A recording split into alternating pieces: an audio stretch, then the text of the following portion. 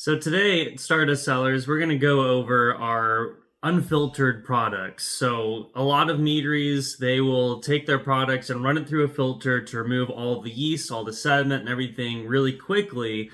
And this is a way to shorten the duration of production times, quickly get a product out.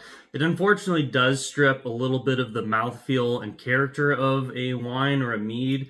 And this is pretty common. A lot of research has shown a small percentage of manoproteins and other components in wine or mead getting stripped out through filtration. So it does slightly affect flavor. Now, some would argue a lot of this is under the threshold. Most people wouldn't tell the difference between filtered and unfiltered.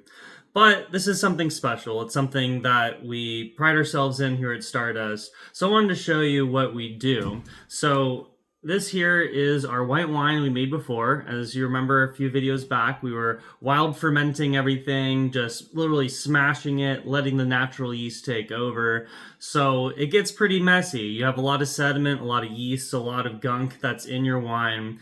And a lot of folks, they'll filter it out by passing it through a mesh membrane, and it will remove and extract all the haze, all the sediment. What we do here at Stardust is a more ancient style and an older technique of racking, of clarifying wine. And so instead of filtering, we're using the natural cold weather. The cold will help to push yeast into hibernation and allow them to stop fermenting. If something is still fermenting, it's going to be producing carbon dioxide, which is going to, really mix up the wine and really cause it to continue that haze.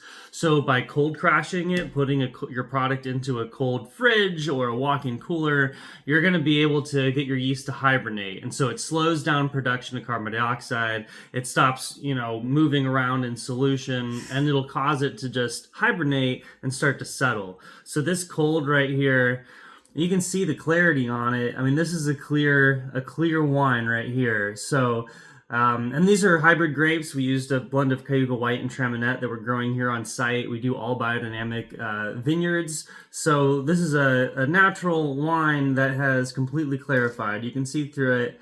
But you see here, this right here is our yeast layer. We call this the soft lees. All the yeast that's been in solution for a little bit longer, that's been floating around, it's in solution. It's not, you wouldn't be able to notice it except for the haze has disappeared, and now that soft fine lees has come to the top layer. On the bottom of it is the more thick, the really more of the sediment, the grapey gunk, that dirt and everything. That's what falls first. That's the heavier, the larger particles. They flocculate and they go to the bottom. On top of that is your fine lees layer, so your dead yeast, and that's been in solution a little longer. They're smaller particles. They don't flocculate and come to the bottom as quickly. So that's why you have that striation and layering. And this is what the bottom of our tanks look like, except normally, hundreds of gallons at a time. But on the smaller level, and actually the smaller it gets, the faster it clarifies. So it might take a few weeks for a tank to clarify, whereas a small container like this could take just a week. But that's just physics, the way that particles bounce off each other. In a smaller container, they'll hit more often, they'll flocculate and actually go down to the bottom. So what we're gonna do is just simply pull off the top, right? So the top layer of this is incredibly clear, but if you mix it in and you disrupt the bottom, it's going to get really agitated. It's going to go back into solution. So what we're going to do is be very careful and gentle. And so this is a smaller scale. We'll just use a little baster. And anybody at home, you could use a baster. You could also, what we use a lot more in the 5-gallon range for our wines is a siphon tube. Anyone who's ever siphoned gas before knows you just take a long tube, you put the end of it in your liquid, you put the other end of it in something that's lower elevation, so you let gravity help pull it along. You suck on the tube, and it pulls liquid through and goes down.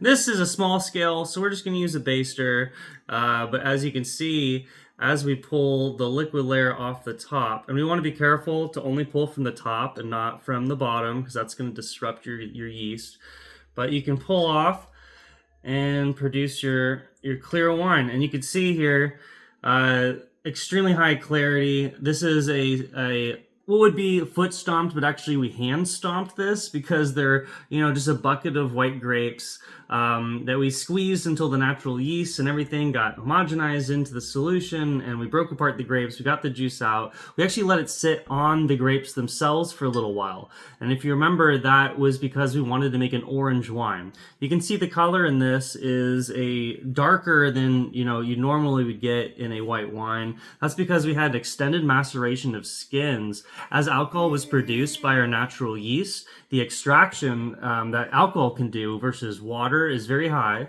So as alcohol is produced, you actually get more extraction, more color coming off of the grapes. And so that color gets transferred over to the final product as long as you are careful to make sure that there's no spoilage that occurs. So as long as your fermentation is happy and going, you don't have to worry about a lot of mold and a lot of rot damage, because that carbon dioxide blanket is protecting it and allowing that wild fermentation to flourish. So the skins, leaving on the skins is no problem as long as your fermentation is going. And you can see this beautiful orange color. This wine is ready to drink. So, and we're going to be leaving a little bit of the leaves in the bottom. So you can see when you get closer, you're going to start dredging up a little bit of your leaves, and you have to be careful about it. So we're getting as close as we can without touching it. And so we're leaving a little bit of the liquid at the bottom. But that's just to be safe. If I had a siphon tube and it's a larger scale, we can get really close before we start dredging up yeast. But when you start getting really close with your tube, as you can see, you're going to start kind of pulling up a little bit of yeast. You can see that on top. And that's when you're just too close. So as soon as you break that barrier and start moving yeast, you can see how cloudy it already is starting to get. You're done. There's no more racking you can get out of this. Now, some people, they'll put this yeast in a bucket and they'll let it sit, and that'll actually, you'll get a little layer in there. You can pull off that, make another couple bottles of wine. You could even reuse your wild yeast as an inoculant or as a food base. So a lot of mead specifically, mead does not have a lot of nitrogen in it. A lot of fruits have nitrogen, but honey does not have a lot. So by adding some of your dead yeast back to solution during a fermentation, that can actually help to prevent a stuck fermentation. If your fermentation is just not moving along, if it's stopped dropping in gravity, you have it's a very reasonable assumption that nutrients are your problem. Nutrients are hard to come by with honey. It has a lot of nutrients, but not a lot of nitrogen. So by adding this yeast and keeping it, as just in case, if you ever have a stuck fermentation. I know some winemakers, they'll just add it every time, because why not? You're going to need some nutrients. But this is definitely a useful tool to hold on to. So don't waste any of your yeast. Always hold on to it, as you might end up needing it on your next batch. So this is a clarified, natural, cold-crashed wine. It's been racked just twice. It's a small container, so we don't need a lot of rackings. A very large tank, like our bigger production commercial batches, will rack up to 4 times. By the 4th time, every time you've gotten most of the yeast out, a little bit of yeast maybe in suspension, you do that 4 times, and statistically, you've gotten a majority of all yeast out to the point where it's clear. It's almost crystal clear. You don't have to worry about it. But again, with home winemaking, do it, put it in a jar, let it cold crash, remove it from the top. You've got wine. It's delicious. So cheers, and thank you for watching a little video about racking and making wine naturally without filtration. Thank you all.